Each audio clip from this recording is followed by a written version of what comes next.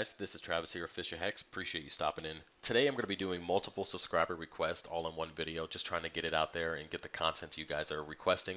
Now what I'm going to be doing in this one is I'm going to be covering the water change side between the 125 gallon reef tank, the 45 gallon frag system, and the quarantine system all at one time. And then I'll be showing you guys at the end of the video my RODI storage for the discus tank and the saltwater tanks. So let's go ahead and get into it. Alright, first things first, when I start this process, I always clean the front and side panels of the main display. I usually go ahead and use the magnet scraper first to clean any of the easy algae, and then I come through with the razor blade and get any of the stubborn coralline or anything like that off. Now, if you guys have been asking me where I get this cleaner from, just search aquarium glass scraper on eBay. I know I get it from China. It's like 10 bucks, and it comes with like 8 or so blades. And I've been using this one for over a year, and I have yet to get any more blades. Just make sure when you're done with it, you take it out and you dry out the blades so they don't end up rusting. As I said in a previous video, I stopped cleaning the back of the glass. Now, I really don't like the look of it with the coralline and some of the feather dust crustaceans and stuff back there, but I do notice that the blue linkia starfish is out more, and he's on the back wall, and he seems to be moving around a lot more. And the fact that he has now been alive in this aquarium for about 8 months, which is awesome. A lot of those starfish don't do well in captivity, and I'm really happy that he's doing well. So like I said previously, I'm just going to leave the back glass dirty and kind of suck it up, and for the sake of the starfish. Either way, once the glass is done, I like to go ahead and take off one of the WP-40s and kind of move it around the tank, blowing the detritus around. Now, I do have it kind of nailed into the canopy there, so I can't move it that far. So I also take out the other side and do the same thing. But what I like to do is just kind of get it up out of the surface a little bit, generate those microbubbles, and force them around the tank and moving that detritus around, which allows everything to kind of get suspended in the water column, and then the filter sock can pick up the majority of it. Now, if you guys are wondering why I'm doing this, I have a couple of videos out on explaining why I like the microbubbles, why I've implemented this onto my system, and some of the results that I've gotten. So check out those previous videos, and you'll be able to understand what I'm going on, because I don't really want to go into too in depth in this one. But once everything has been kind of blasted around, the detritus is floating around, and I kind of let the tank just settle down and run for probably 15 or 20 minutes. Let the filter socks pick up what they can, and then kind of let the detritus settle back into pockets around the tank, which then make it a little bit easier when I come through and siphon out the water. Alright, now that the main display is calming down, let's go ahead and get into the frag room and get the frag tank ready for a water change. Now, there's two types of water changes I do in this. One, I usually just go ahead and scrape the acrylic and then do a water change, and then once a month I will go ahead and lift up the frag rack, sucking out the detritus and getting it ready for a water change that way. Now, since I don't have any nutrient issues in this tank, the detritus is just there. It is an eyesore, but I mean, it's only me looking at it and a couple people that come over and buy stuff every once in a while, so it's not really a big deal. Now, once this is done, I let it kind of settle down a little bit. Okay, let's go ahead and move on to the quarantine system. Now, I haven't done any videos on these particular fish, but basically in the middle section I have a clown tang and a Bemingui tang. I believe that's how you pronounce it. And then the right hand side I have a beautiful yellow-eyed coal-tang. Now, these fish have been in quarantine for about 3.5 weeks. They're doing great for the most part, for the exception of the clown tang. Basically, I'm trying to figure out what's going on with her. I mean, they've been treated with copper and Prazipro for this entire 3 weeks. And basically, she's eating every day nori, mysis shrimp, and LRS food. I mix it up day by day, and she's eating like a horse, but her stomach is still sunk in. So I'm trying to figure out what's going on. Now, I'm probably going to extend her and the Bemingui tang's quarantine period for another 2 to 3 weeks just to see what's going on, if she gets better. Because the last thing you want to do is add, the what ifs into the main display and potentially kill everything else. That'd be devastating. Now, as for the yellow-eyed coal tang, he's doing great. He's fat, he's healthy. He's really skittish compared to any other tang I've ever had. But I think he's going to do well in the main display, especially with the other tangs, and he's very, very beautiful. But he is a horse when it comes to eating algae. He absolutely annihilates everything. So he's definitely going to be a nori scavenger for sure. Alright, once I'm done draining out the quarantine system, it's time to replace that water. Now, I simply just go ahead and siphon water from the frag tank into each one of those quarantine sections, filling them back up. Now, since I don't have any parasites or any kind of issues with the frag tank, it's definitely safe water, and it allows me to save water in the long run, which is always the whole point of this hobby, is trying to save money and cut corners when you can, and it's safe to do so. So I just go ahead and simply just siphon out about roughly 10 gallons or so worth of water back into the quarantine tank. Okay, now once that's done, it's time to replace the water in the frag tank. I simply just go ahead and take 10 gallons out of the main display and fill up the frag system. It's that easy. Now this does a few things. It replaces calcium, alkalinity, magnesium to the appropriate ranges. And then it also adds in the Red Sea color program from, just in general being dosed in that system. That's why I've since stopped dosing the frag system with the Red Sea color program, because I get all I need from the main display during the water changes. Now I've definitely noticed a better growth and color within this frag system since I've been using water from the main display.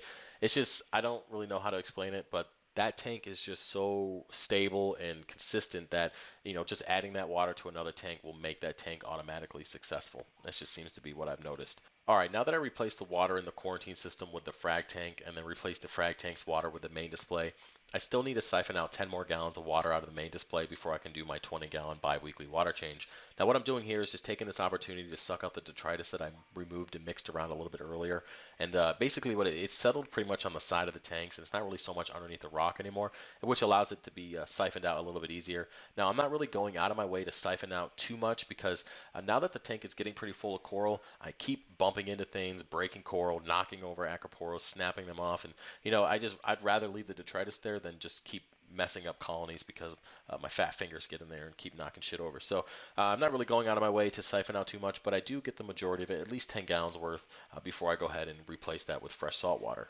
Okay, let's go ahead and move on to the second part that was requested from you guys, and that was to see my storage for my RODI and my discus tank. Now right here I have two 45-gallon brute trash cans. They have wheels on them, and I picked them up from Home Depot. I think they're like $25 a piece.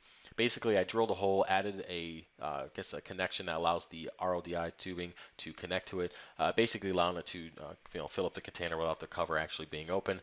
Now, I have some ball valves there that I adjust the flow to what container it goes to. I've since been moving on to 50% tap water and 50% RO water for the discus tank, and then of course the salt water on the right hand side gets 100% RODI.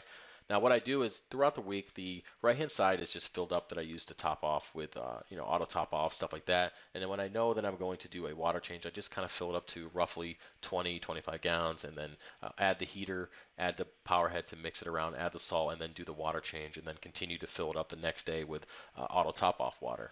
When it comes to pumping water to the auto top-offs or the tanks during water changes, I'm using a Mag 10 with PVC connected to it and a coupling. Now I'm using a 50-foot hose that I picked up from Lowe's, and of course the adapter that I made that I showed you guys in a previous video, the PVC with the ball valve that allows me to turn the flow on and off and kind of move it around the house. Now this works out great. The only problem I have is obviously storing a 50-foot hose is a little bit of a pain in the butt, and it's cold outside, so I can't leave it outside with the little bit of water that might be in it. It would just freeze. So it's inside in a 5-gallon bucket kind of sitting in my kitchen right now. But I simply just connect it via the ball valve, run the hose to wherever I'm going to do. I usually go ahead and flush the hose before I use it on any system. So basically I'll bring it over to the sink, run a little bit of water through it to get out any water that might have been sitting in there, and then bring it to whatever tank I'm going to use and fill it up. So as you guys can see here, it just hangs over the side. I do have an adapter that allows it to extend farther into the water, but I don't really need it for this tank. I do need it for the discus tank though. Either way, I just go ahead and fill up the tank as normal. Once it's done, I drain out as much water out of the hose as I can, and then I put it back in the bucket. It's that simple, guys. Water changes need to be made easy, or you tend to not do them. I just found that lugging buckets, moving 20-gallon trash cans around, it's just a pain in the butt, and it made water changes that much harder than they had to be. So if you're struggling with water changes now, look into methods to make it easier, and then you'll get them done a little bit better. Well guys, that's about it for this video. I hope I answered all your questions, at least about these two topics. If I didn't, please put your question in the comment section below and I will get to you and take care of that and try to clarify anything that you didn't understand. Now I just want to say before I let you go, thank you for all the new subscribers over the last couple weeks. It's been pretty good. I've been getting several more than I usually do. And I just want to say thank you for everyone who's continued to stay subscribed and all the positive feedback that you give me. Now there are the occasional trolls out there. I usually just delete you and block you from my channel because I don't really have time for that shit.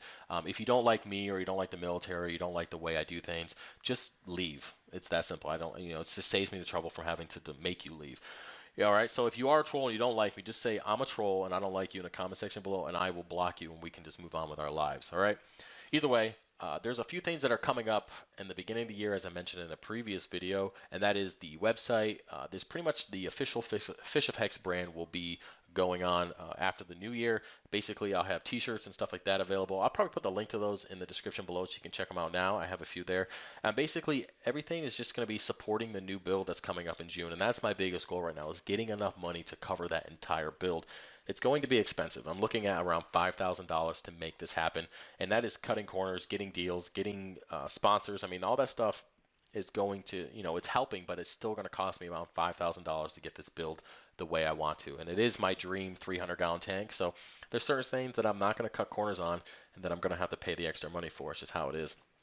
Now, everything that is purchased on the website via filter socks, breakout boxes, t-shirts, frag plugs, all that stuff is all going to go towards the new build, and that is what the goal is. And I will post that website once it's done at the beginning of the year, and we'll see what happens. Either way, guys, I appreciate you watching. Like, comment, subscribe. Don't forget to give the video a thumbs up, and I'll see you next time. Peace.